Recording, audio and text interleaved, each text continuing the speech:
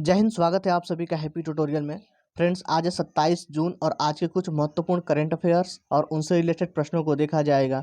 यह फुल पत्ती वाली कुमार गौरव सर की क्लास आप सभी के सभी प्रतियोगी परीक्षाओं के लिए बेहद ही महत्वपूर्ण है, तो आप अंत तक बने रहिएगा। आइए आगाज करते हैं। आज का हमारा मोटिवेशनल कोड है कि मंजिल बड़ी जिद्दी होती है, हासिल कहाँ नसीब से होती है, मगर वहाँ तूफान भी हार जाते हैं जहाँ कश्तियाँ अपने जिद पे अड़ी होती हैं। आइए दोस्तों स्टार्ट करते हैं। आज का हमारा पहला प्रश्न है कि प्रतिवर्ष अंतर्राष्ट्रीय नाविक दिवस कब मनाया जाता है। तो यह 25 जून को मनाया जाता है और इसका शुभारंभ इसका स्टार्ट हुआ था, स्टार्टिंग 25 जून 2011 से हुआ था। इसमें 90% व्यापार जहाज़ों के द्वारा किए जाते हैं। आगे बढ़ते हैं। कुछ महत्वपूर्ण पॉइंट्स हैं कि नाविक रोग किसे कहते हैं, तो विटामिन सी की कमी से होने वाले रोगों को नाविक रोग कहते हैं। ओलंपिक दिवस कब मनाया जाता है, तो 23 जून को मनाया जाता है। और योग दिवस कब मनाया जाता है, 21 जून को योगा दिवस मनाया जाता है। स्वेज नहर भूमध्य सागर और लाल सागर को आपस में जोड़ती है। राइन नदी कहाँ अवस्थित है, तो यह जर्मनी में अवस्थित है। सबसे बड़ा व्यापारी भागीदारी देश कौन सा है भारत के साथ, तो यह है यूएसए। आगे बढ़ते हैं। अगला प्रश्न है कि 24 जून 2022 को खुफिया एजेंसी इंटेलिजेंस ब्यूरो का निदेशक किसे नियुक्त किया गया है, तो यह नियुक्त किया गया है तपन कुमार डेका को नया निदेशक आईबी का नियुक्त किया गया है। रॉ के नए अध्यक्ष कौन है, तो है सामंत गोयल। और राष्ट्रीय जांच एजेंसी के नए अध्यक्ष हैं दिनकर गुप्ता। मुख्य चुनाव आयुक्त भारत के कौन है, तो यह है राजीव कुमार। 15वें वित्त आयोग के अध्यक्ष हैं नंद किशोर सिंह यानी के सिंह। पहला जासूसी ग्रंथ कौन है, तो यह है मुद्रा राक्षस। आगे बढ़ते हैं। अगला प्रश्न है कि 26 जून 2022 को किसने रणजी ट्रॉफी 2021-22 का खिताब जीता है, तो यह मध्य प्रदेश ने जीता है। और रणजी ट्रॉफी सर्वाधिक बार विजेता कौन रहा है, तो 41 बार की विजेता रह चुकी है मुंबई। महाराजा रणजीत सिंह ने कौन सी मिशन से हैं, तो यह सुकर चकिया मिशन से हैं। संतोष ट्रॉफी के विजेता कौन है, तो केरल है संतोष ट्रॉफी के विजेता।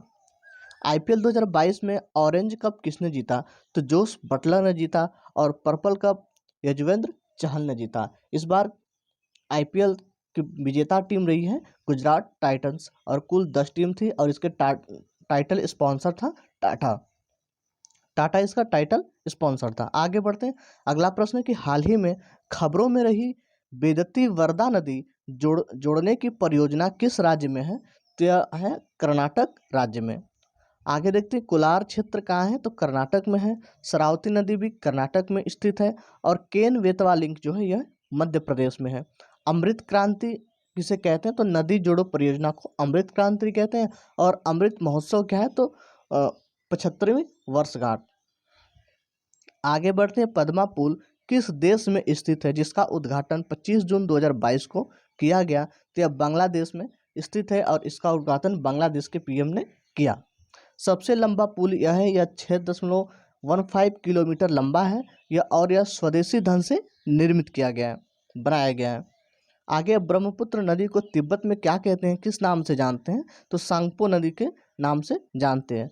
मिताली मैत्री बंधन एक्सप्रेस किन दो देशों के बीच है, तो भारत और बांग्लादेश के बीच है। और संप्रीति भी भारत और बांग्लादेश के बीच में है।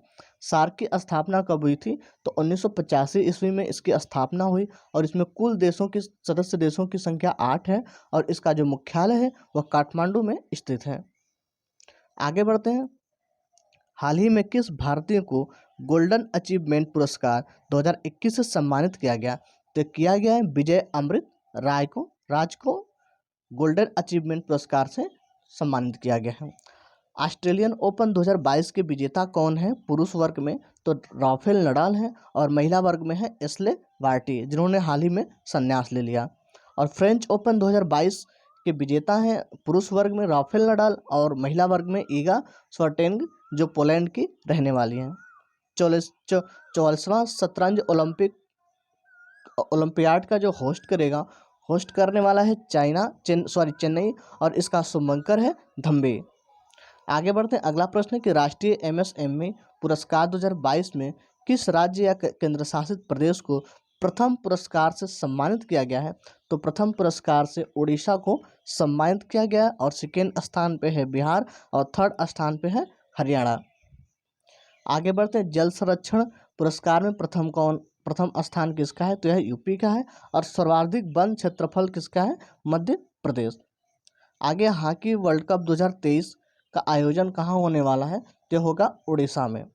और पाइका विद्रोह कहाँ से संबंधित है? तो यह भी उड़ीसा से संबंधित है। आगे बढ़ते हैं, हाल ही में कहाँ पर बाजरा पर राष्ट्रीय सम्मेलन का आयोजन किया गया? तो यह बाजरा पर राष्ट्रीय सम्मेलन का आयोजन नई दिल्ली में हुआ है और इसके उद्घाटन करता है प्रहलाद सिंह पटेल। इस वर्ष की थीम रखी गई है the future super food for India, the future super food for India. बाजरे का अंतर्राष्ट्रीय वर्ष कौन सा है? तो 2023 बाजरे का अंतर्राष्ट्रीय वर्ष है। कॉफी का सर्वाधिक उत्पादन करने वाला विश्व में प्रथम स्थान पे कौन है? तो ब्राजील प्रथम स्थान पे है और भारत में प्रथम स्थान पे कर्नाटक है। सर्वाधिक तापमान सहन करने वाली फसल कौन सी है? तो बाजरा सर्वाधिक तापमान सहन करने वाली फसल है। आगे बढ़ते हैं, हाल ही में किसने निर्यात पोर्टल का शुभारंभ किया है? तो भारत के प्रधानमंत्री नरेंद्र मोदी ने निर्यात पोर्टल का शुभारंभ किया है, जिसका उद्देश्य है निर्यात को बढ़ावा देना। उसका और वाणिज्य मंत्री कौन है? तो है पीयूष गोयल है वाणिज्य मंत्री।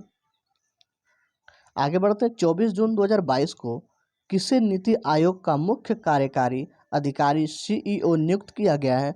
तो परमेश्वर अय्यर को नीति आयोग के नए सीईओ के रूप में नियुक्त किया गया है। नीति आयोग की स्थापना कब हुई थी? तो 1 जनवरी 2015 को नीति आयोग की स्थापना होती है। और नीति आयोग के अध्यक्ष कौन होते हैं? तो खुद प्रधानमंत्री नीति आयोग के अध्यक्ष होते हैं। और नीति आयोग के उपाध्यक्ष, पहला उपाध्यक्ष कौन रहे? तो अरविंद पनघड़िया नीति आयोग के पहले उपाध्यक्ष रहे। और वर्तमान नीति आयोग के उपाध्यक्ष हैं सुमन बेरी। और प्रथम सीईओ रहे सिंधु।